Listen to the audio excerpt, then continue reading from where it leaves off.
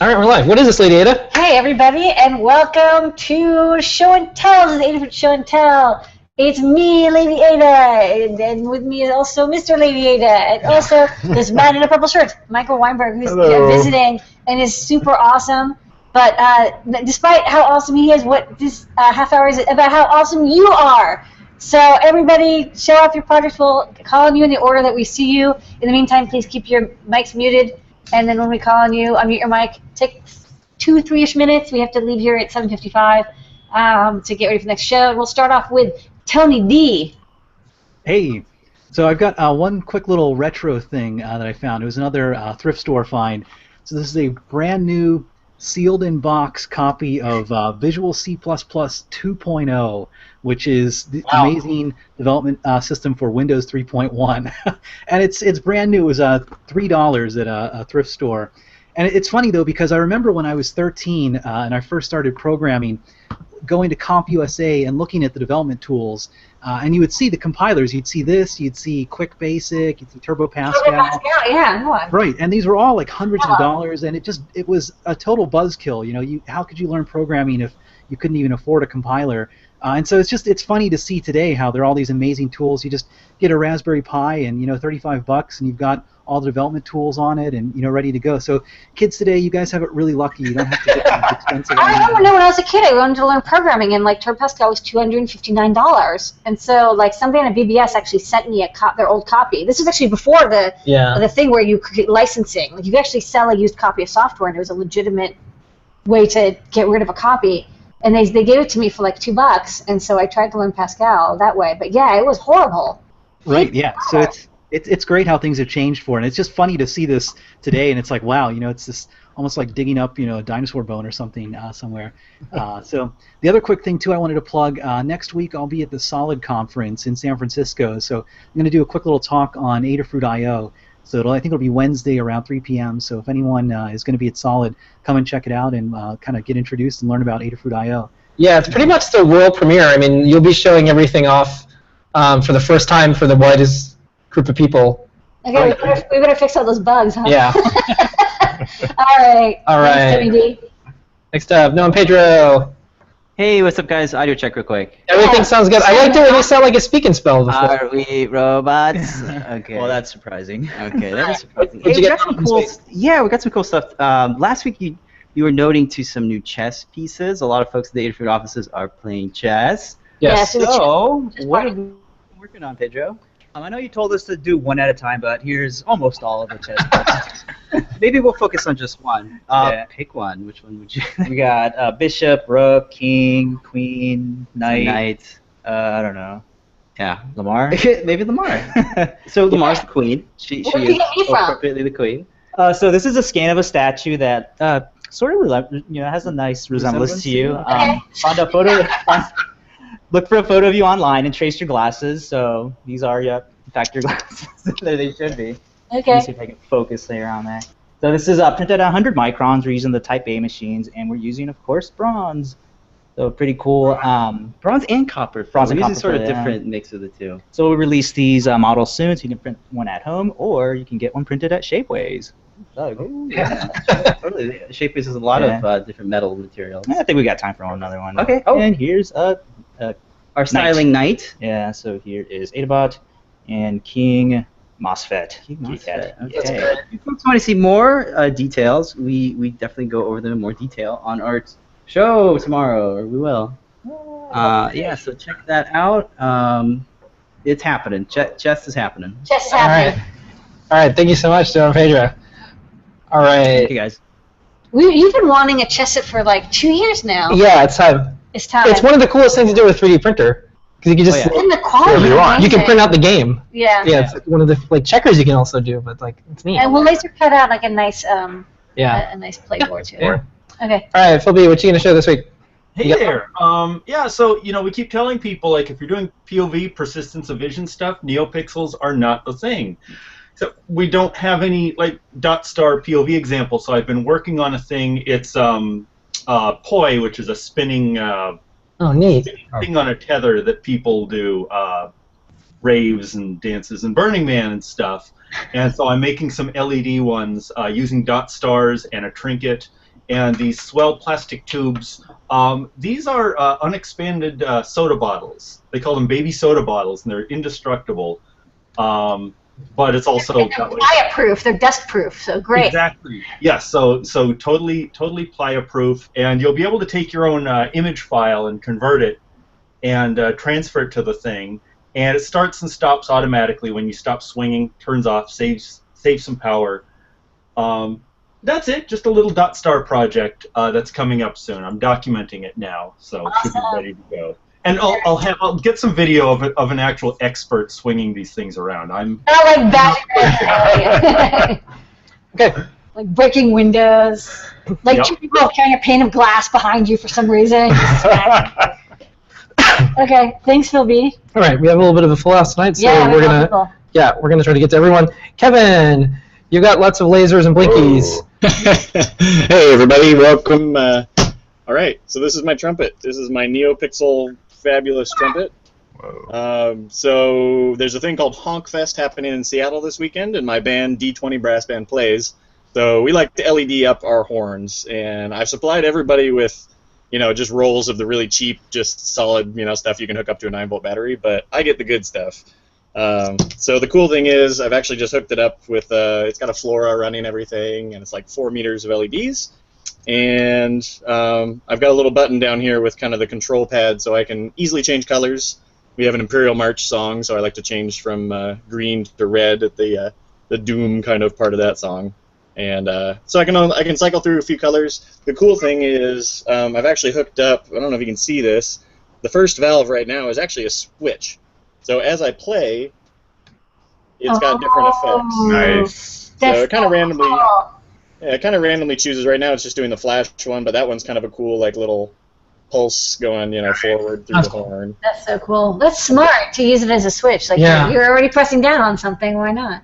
Yeah, totally. So yeah, eventually maybe I'll hook up all 3, but it's ready to go for this weekend, and I'm super stoked for it. If there's any video of you playing, like. If somebody has a YouTube video, please send it. We'd love to post it so we can see you in your full LED trumpet glory. Sounds good. I could strap a GoPro to my head.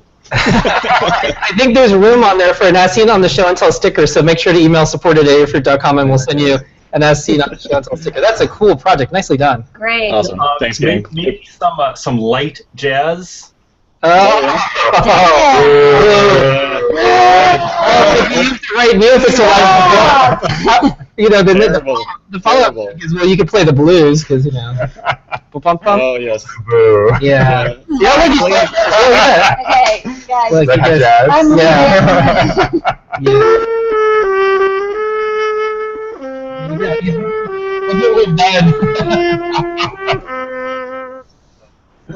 Nicely done. Okay, next up, Richard. Let's go, Richard. Unmute your mic and show us your project. Hey guys, so I showed off a little bit of this last week, I think. So this was a 3D printed skull that I did. Took about 4 hours and cleaned it up, and then did a silicon mold out of that. Since then, I have also done the base. So this is just a couple of pieces of laser cut wood that I glued together, and then did the silicon mold of that as well.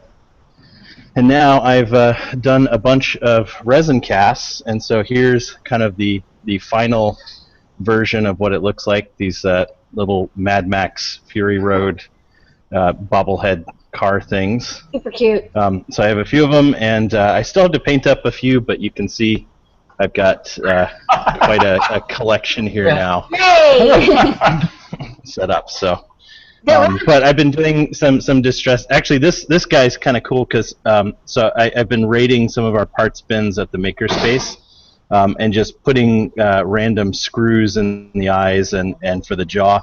But this one is a really small light bulb that just happened to click into. I don't know what it clicked into, but so you can kind of move it around and it can kind of look around. So each one of these is going to be kind of different. I'm going to manufacture a couple of these, and then I'm probably going to just do a little tutorial, and I'll put it up on Adafruit on how to make one of these out of the 3D print files. That's cool. Those are so cute. They're All right. bobbling. Those are way better than Hula Girls. All right, thank you so much, Richard. Don't forget, email support@adafruit.com, and you get a As Seen on the Show and Tell sticker. We'll break for a cat there, cat in the box. Cat break. Okay, next up, Daniel. Daniel, unmute your mic and show us your project. Hi, can you hear me? Yep, Yes. you sound great. Awesome. So I was looking in the shop and I saw those awesome MLX 90614 non-contact temperature sensors you have, and there's no project for them. So I decided to put something together. I don't know, it's pretty bright. This is using one of the 5110 displays, and it shows, there you go. And there's temperature. It shows the temperature of whatever you're pointing it at, and I've done some testing with it. It's actually pretty accurate, and so this is running on a 5-volt Pro Trinket, and I've actually had a lot of fun with this project. It's kind of the first project I've designed and built, and going into it, I didn't know about logic level shifters. I didn't know how those worked, and so I thought it would just go from 5 volts to 3 volts. I didn't know I had to supply it with the output voltage.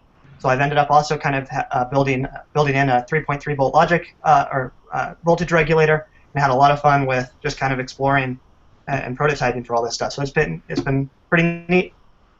Awesome. Very cool. What's the range of it? Like, how far can you get away from the temperature source? I found it's accurate. Well, it has about a 90-degree angle of view according to the data sheet, and takes kind of the average of that.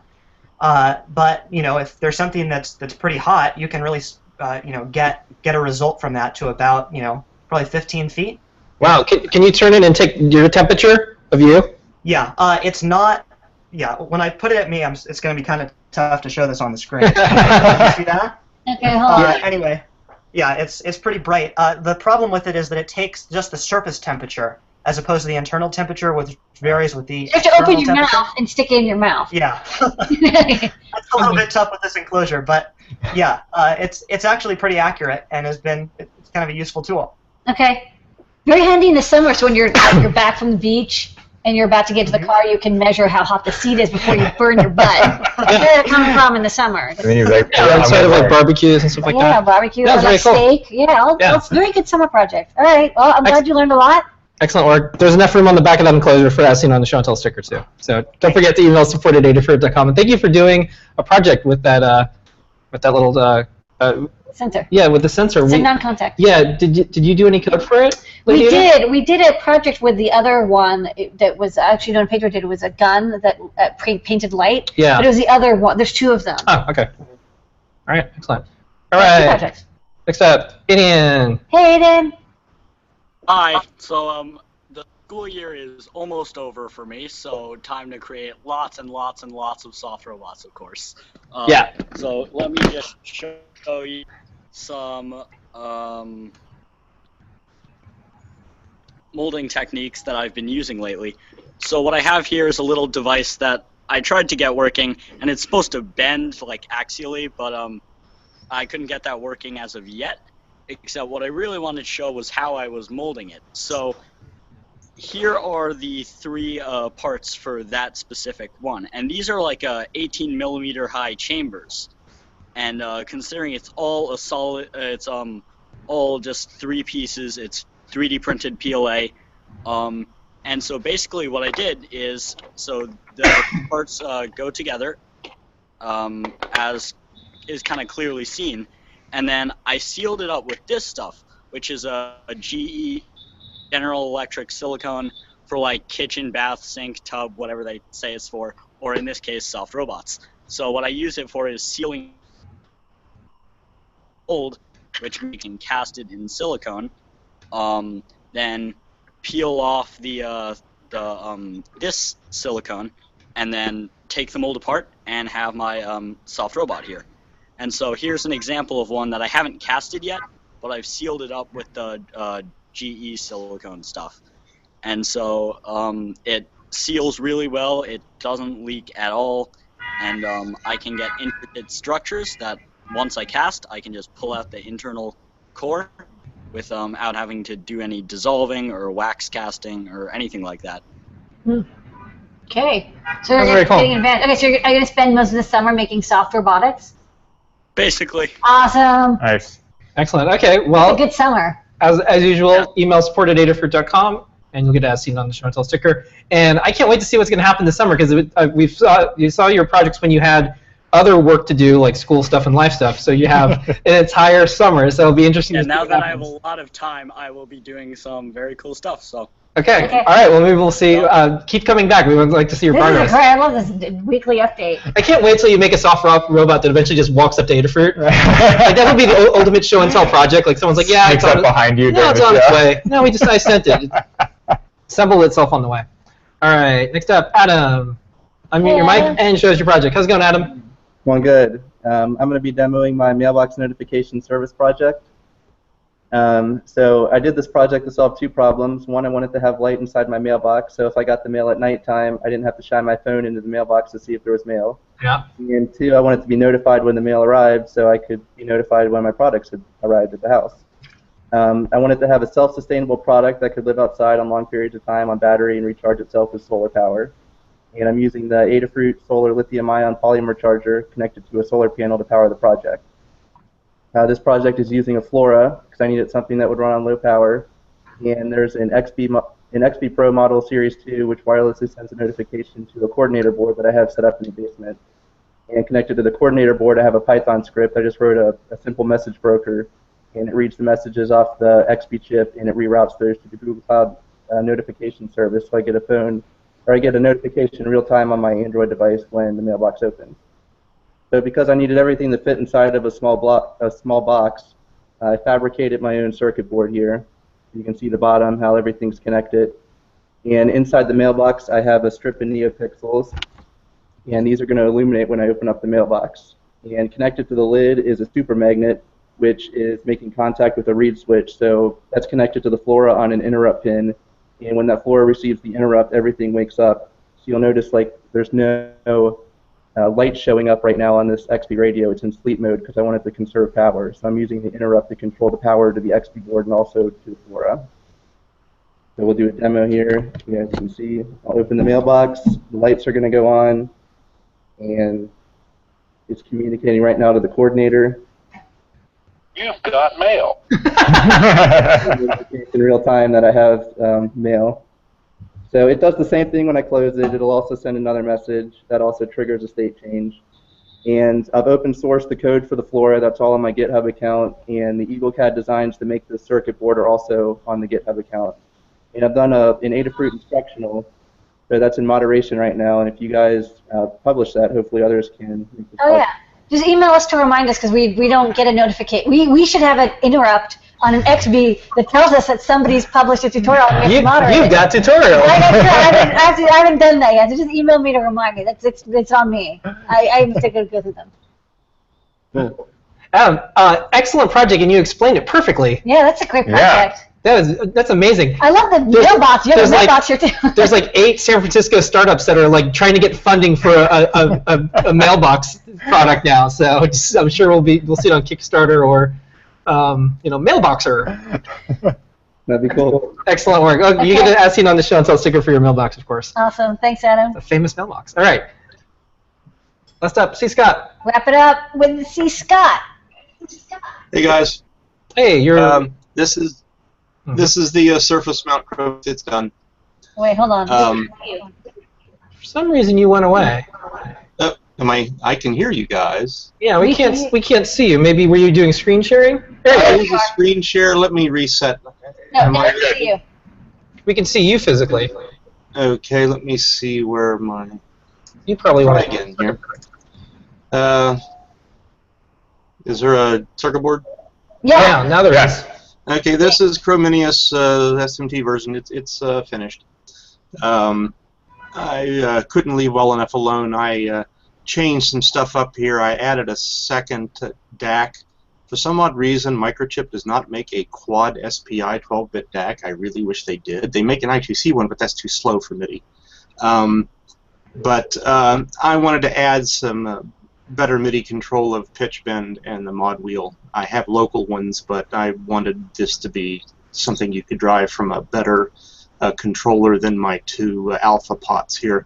But I'll be sending this off to get a few of them made, and then I'll have to hand build one and make sure it all works, and then I'll have to work out assembly, which this has even more parts than the Pro BX. So I'm up to about 800 parts now, which is more than my machines can handle, so I may just go look at what the industrial, pardon me, services can provide. Anyway, more on the State of the Crow. I'm working on a smaller version, these two boards, and a front panel, which looks like this on paper. This is for my CS80 filter. I'm building this one for my friend Robert Rich out in Mountain View because he really likes the filter, but he has a 5U version, the tall, the Moog style, but it won't fit in his travel cabinet. So build this one for him, make sure it works, and then throw it up there for people to DIY or whatever.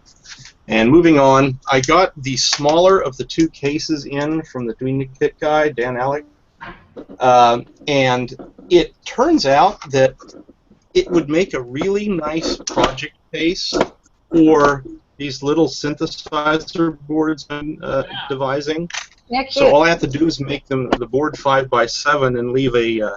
So I can get it in the camera. It's kind of hard to see. Make the border a little bigger so that it drops into the frame of the box and not fall into the bottom of the box. But everything can go in there. Your cables and your power pack and whatever. I just need to work out a deal with Dan to get the boxes with my own logos on it and whatnot. Then, of course, I'm still building Doug's Chrominius. I'm almost done. I just got to put the jacks and pots and stuff on. So this is a different version than the one I originally made. It's slightly different. In other words, it has all the mistakes fixed. Once it's ready, I'll tune it up and send it off to him, and I'll finally be able to work on something else. I'll be putting together that programmer based off of Tony's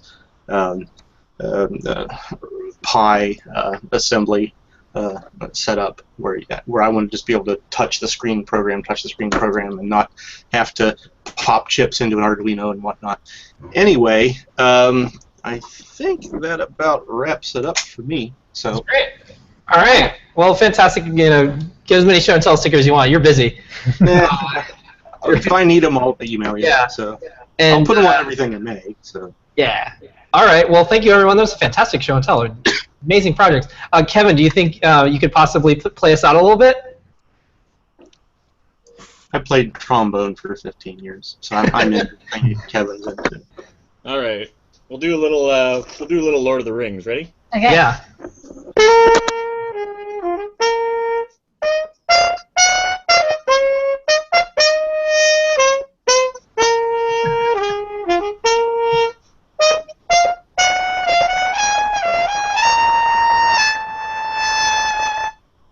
There you go. Yay! All right. Thank you so much, Kevin. All right, thank you, everyone. Thank you, Tony. Go jump in a Thank you, volcano. Richard. Thank you, Phil. Thank you, Pedro. Thank you, Kevin. Thank you, Daniel. Thank you, Steve Scott. Thank you, Adrian. Thank you, Adam. We'll see everybody next week, Thank you, 7:30 p.m. 7:30 p.m. Eastern Standard Frodo Time. in a zoot suit skipping down through snow. And Austin starts in 5 minutes. Bye, everybody. Bye, everybody.